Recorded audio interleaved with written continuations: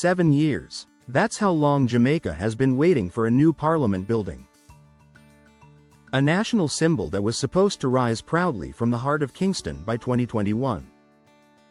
Instead, the site still sits empty, as politicians continue to squeeze into a temporary building that's been in use since the 1960s. 18 months late, that's the Port Royal Museum, a $788 million investment that stood finished but empty, locked and waiting for cargo that couldn't arrive. Nearly a decade of waiting, that's the Naggo Technology Park, the project that was supposed to transform Portmore into a tech and business hub. And then there's Vernamfield, the dream of an aerotropolis that's been promised since the 1990s, announced by at least 3 governments, yet today it's little more than cracked concrete and weeds. For a country that's transformed its infrastructure so dramatically in the past 15 years with new highways, expanded ports, and reborn urban centers, these stalled projects stand as reminders that progress in Jamaica often moves 2 steps forward and 1 step back. They're not stories of total failure. They're stories of something far more complicated: how vision, bureaucracy, and politics collide. So today, we're diving deep into 4 of Jamaica's most delayed and frustrating construction projects, not to assign blame, but to uncover what went wrong. Because these stories reveal a pattern. They show how great ideas can fall into what insiders quietly call procurement purgatory. And it almost always comes down to 5 words: scope, approvals, funding, logistics, leadership. 1. The New Houses of Parliament. April 2019. Jamaican architect Evan Williams stood proudly before judges and cameras, unveiling his winning design for Jamaica's first purpose-built parliament building. He called it out of many, one people. It was meant to be a symbol of independence, unity, and modern democracy. The building's design reflected the island's landscape: elegant curves, sustainable materials, and a modern structure that would finally replace Gordon House, the cramped temporary parliament building on Duke Street. The need was obvious. Gordon House was built in the 1960s for a smaller government. Today, it struggles to accommodate even half the number of committees and sessions that take place daily. MPs share borrowed offices, and the public gallery where Jamaicans are supposed to watch their democracy in action barely holds 80 people. Everyone agreed it was time. So, in 2021, Prime Minister Andrew Holness stood before the nation and announced that construction would begin that year, with completion set for 2023. The budget was just over $50 million United States dollars, about 7.5 billion Jamaican dollars. The designs were ready. The contractors were pre-qualified. The site, National Heroes Park, was chosen. Everything seemed aligned, but the years rolled on, and the dream started to fade. By mid-2021, the tender process had begun, yet ground was never broken. Deadlines shifted, promises were revised. By 2023, Holness again assured the nation that the groundbreaking would happen soon. By mid-2024, the Urban Development Corporation quietly revealed the project was under review after the sole construction bid came in far above the approved budget.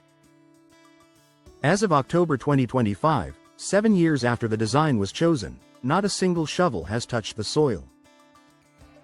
The Parliament building remains a digital render on a billboard, while Gordon House, meant to be temporary, is now 65 years old.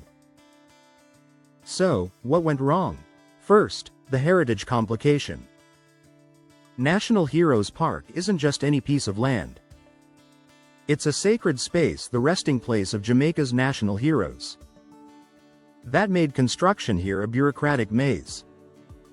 The site required archaeological surveys, historical consultations, special drainage systems, and monument relocations, every one of which demanded separate approvals.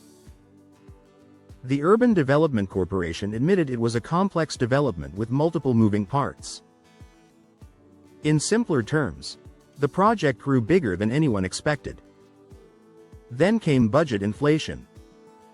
The original $50 million estimate was based on 2020 figures before global construction costs exploded. By 2024, material prices had risen 30 to 40%, skilled labor was scarce, and the Jamaican dollar had weakened. When the bids finally came in, only one contractor applied, and their price tag was reportedly 50% higher than budgeted. Finally, approval bottlenecks. Even after Cabinet's conceptual approval, the project still needed clearance from the Public Investment Management Secretariat, the Ministry of Finance, the Urban Development Corporation, the Jamaica National Heritage Trust, and environmental agencies. Each review added months. Miss one signature, and the entire process froze. And so, the project remains under review. Government Code 4. We're still trying to make the math work. The new Houses of Parliament stands as a lesson in overpromising. Vision is easy to announce, but without realistic validation, scope, site, and budget, grand ideas stall before they start. 2. The Port Royal Museum. Few names carry as much historical weight as Port Royal. Once known as the wickedest city on earth, it was the beating heart of 17th-century piracy, trade, and British naval power until an earthquake in 1692 sent two-thirds of it sinking into the sea. For centuries, Port Royal's ruins have rested beneath the waves, the only authentic sunken city in the Western Hemisphere. It's one of Jamaica's greatest untapped heritage treasures. So, when plans were announced in 2022 for a state-of-the-art museum funded by the Port Authority, Jamaica's first purpose-built museum, excitement was sky high. The Port Royal Museum was supposed to open in late 2022 to coincide with the arrival of the first cruise ships at the newly built pier. Construction began swiftly, and by the end of that year, the building itself was nearly complete. But then, nothing.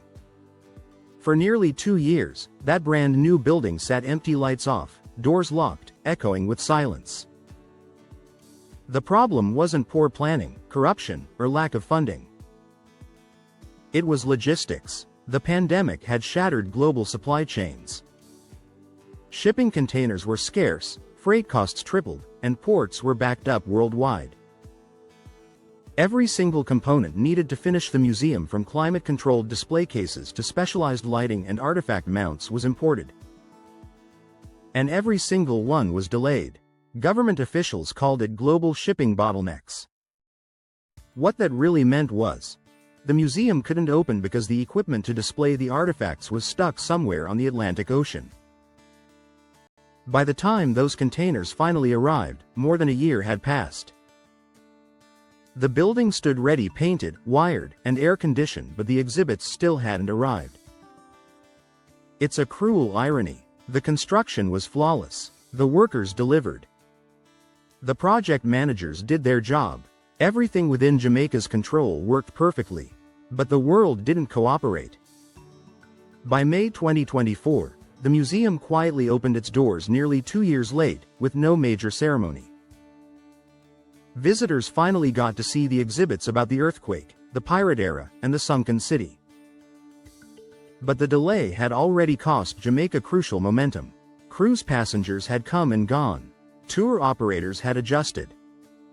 The hype had faded. The Port Royal Museum is a case study in how even small, unseen details can derail an entire project. A simple delay in imported materials can paralyze everything, especially in an island nation so dependent on overseas suppliers. The lesson? Even when you do everything right locally, the global system can still hold you hostage. 3. Naggo Head Technology Park. Now we head to Portmore, Jamaica's third largest urban center, home to over 180,000 people. For years, Portmore has been called a bedroom community.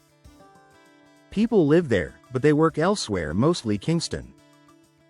Every morning, thousands pack the Mandela Highway just to get to jobs across the bridge. The Naggo Head Technology Park was supposed to change all that. Announced nearly a decade ago, the plan was bold: transform 34 acres into a modern business hub with BPO offices, IT services, light manufacturing, and later, even a university campus. The goal? Create 20,000 jobs and bring real economic independence to Portmore. But in 2025, after years of announcements, there's still nothing but an empty lot and a rusted sign that says future home of Naggo Head Technology Park. So, what went wrong here? In one word: mission creep. When the project was first conceived, it was simple: a BPO park. Straightforward design, proven demand, clear returns. But then came additions. First manufacturing, then agro-processing, then healthcare, then a university. Each expansion sounded smart, but every new component meant new studies, new approvals, new feasibility reports, and new partners. By 2022, the project's entire concept had changed.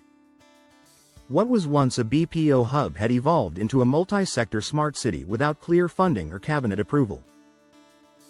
The global pandemic in 2020 delayed it further as resources were redirected to the Morant Bay Urban Center. By 2025, the Factories Corporation of Jamaica confirmed the new design was still awaiting cabinet sign-off. 10 years, 3 versions of the plan, 2 development partners, multiple budgets, and still nothing. Even though potential tenants like the University of the Commonwealth Caribbean and RE/MAX have expressed interest, the park can't advance until cabinet finalizes financing and approvals. Meanwhile, the people of Portmore continue to wake up before dawn, spend hours in traffic, and dream of jobs that never came. Naggo Head teaches a painful truth: the more you add to a project, the less likely it is to ever get finished. Every new feature delays the foundation. The lesson? Don't announce before approvals are secured. Hope is a powerful thing, but every coming soon sign that never materializes breeds cynicism. 4. Vernamfield Aerotropolis, 14,000 feet of runway. That's longer than both Sangster and Norman Manley International Airports.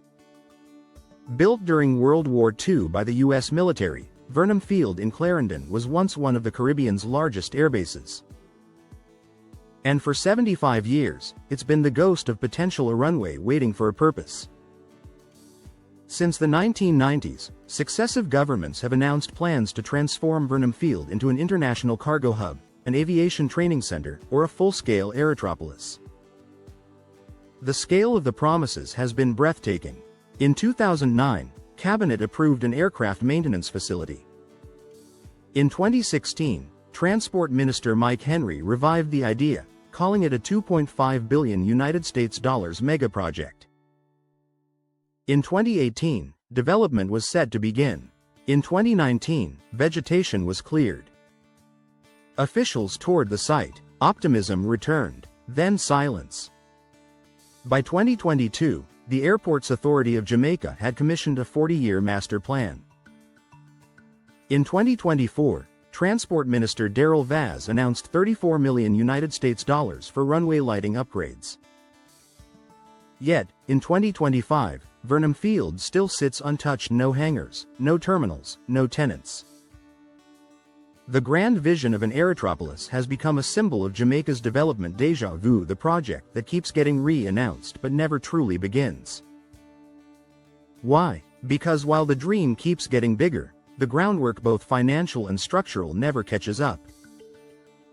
These 4 projects tell a story bigger than themselves. They reveal the hidden machinery of delay, how even with good intentions, red tape, scope changes, and shifting priorities can turn progress into paralysis. The new parliament shows how symbolism can overshadow realism. The Port Royal Museum proves that perfect planning can still crumble under global pressure. Naggo Head reminds us that ambition without discipline leads to endless redesigns. And Vernamfield's 75 years of promises shows how vision without execution is just repetition. But here's the truth: these aren't just construction delays. They're lost opportunities for jobs, for innovation, for national pride. Every stalled project is a dream deferred, a chance Jamaica had to showcase what it's capable of and didn't. So the next time you pass a sign that says, "Coming soon," remember, it's not just about what hasn't been built. It's about the gap between what we imagine and what we deliver. If you believe Jamaica deserves better projects completed, promises kept and progress that actually shows, hit that subscribe button. Because here, we don't just talk about development. We uncover the truth behind it and hold power accountable until, soon come, finally means now.